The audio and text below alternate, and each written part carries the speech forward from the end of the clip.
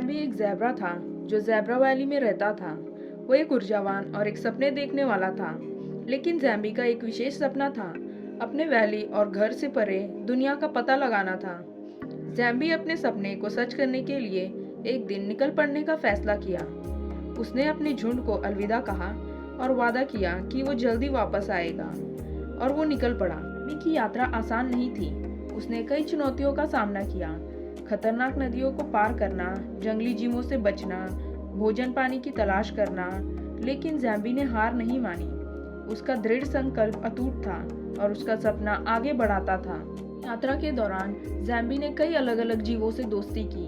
एक जिराफ जो अपनी ऊंचाई पर गर्व करता था, एक हाथी जो अपनी ताकत के लिए जाना जाता था, और एक शेरनी जो अपनी बुद्धिमत्ता के लिए प्रसिद्ध थी। जैम्बी ने उन सब से कुछ न कुछ सीखा और उसकी दोस्ती ने उसे मजबूत बनाया। कई महीनों के बाद जैम्बी आखिरकार उस जगह पर पहुंच गया जिसका उसने सपना देखा था। एक ऐसा देश जो ज़ेब्रा वैली से बिल्कुल अलग था। वहां उसने बर्फ से भरा पहाड़ देखा, हरे भरे जंगल और विशाल नदियों देखी। उसने ऐसे जीवों को भी देखा जो उसने कभी नहीं देखा था, भालू, पेंगुइन और कंगारू। जैम्बी का दिल खुशी से भर गया था। उसने वो सब कुछ देखा जिसका उसने सपना देखा था, और वो जानता था कि उसकी यात्रा वेस्ट नहीं हुई है। लेकिन जैम्बी को अब घर वापस जाना था। उसे अपने दोस्तों की याद आ रही थी।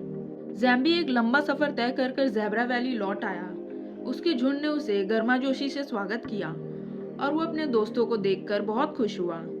जैम्बी ने अपनी यात्रा की कहानी सुनाई और सभी ज़ेब्रा उसकी बहादुरी और दृढ़ संकल्प से बहुत खुश हुए।